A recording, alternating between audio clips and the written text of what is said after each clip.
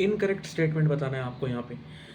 अब इस incorrect statement में पहले इस क्वेश्चन का आंसर क्या, 101 का 101 का किया ही नहीं है। क्यों नहीं किया भाई?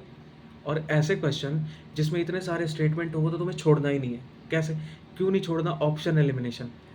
All cells arise from pre existing cells, बिल्कुल सही है, बिल्कुल सही है, पहला स्टेटमेंट सही है। दूसरा, various chemical reaction occur in the cytoplasm to keep the cell in the living state, बिल्कुल सही है।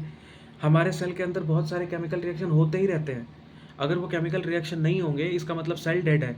सेल डेड मतलब इंसान डेड है। सेल डेड मतलब इंसान डेड, क्योंकि कहने का मतलब है यहाँ पर सिर्फ एक सेल की बात हो रही है। जरूरी नहीं कि एक सेल के मरने से इंसान मर जाए। बस तुम्हें समझाया कि बॉडी काम करती है, बॉडी बहुत सारे सेल से बनती है, सेल की प्रॉपर फंक्शनिंग होनी चाहिए। प्रॉपर फंक्शनिंग का मतलब सेल के अंदर जो केमिकल रिएक्शन है वो चलते रहने चाहिए, सेल का जिंदा रहना जरूरी है। खैर, दूसरा स्टेटमेंट सही है, ए भी सही हो गया। तीसरा, प्लांट से have centrioles which are absent in all animal cell, ये स्टेटमेंट गलत है। कैसे गलत है? हो सकता है ये तुम्हें ना पता हो, लेकिन ठीक है चलो छोड़ो। ए और बी तो पता है, तो इसने पूछा है क्या तुमसे? इनकरेक्ट। तो इनकरेक्ट में ए और बी तो नहीं आना चाहिए, मतलब ये नहीं आएगा, ये भी नहीं आएगा और ये भी नहीं आएगा, तो बचा क्या? सी बचा। आंसर सी हो सकता है फिर इसका मतलब, अगर तुमको ए और बी पता हो तो। और ए और बी बहुत सिंपल से हैं, तो ए और बी तो इनकरेक्ट नहीं है, करेक्ट है।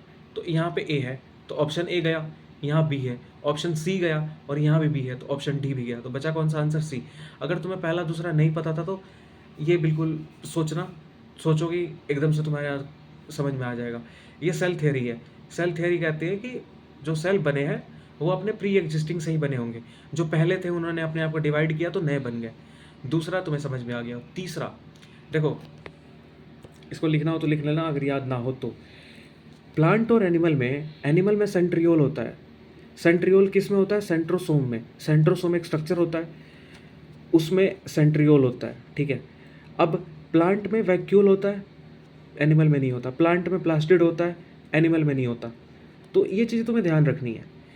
वैक्यूल क्या करता है? एक्सक्रीशन में हेल्प करता है। प्लास्टिड क्या होता है? इसमें क्लोरोफिल होते हैं, क्लोरोप्लास्ट होते हैं, क्रोमोप्लास्ट होते हैं। वो सेल के अंदर प्लास्टिड के 3 टाइप्स बता रखे हैं।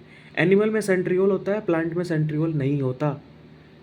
तो ऑप्शन सी कि plant cell have centriole, plant के पास तो होता ही नहीं है, एनिमल के पास होता है। तो ऑप्शन सी गलत है और यहाँ पे सिर्फ सी गलत है।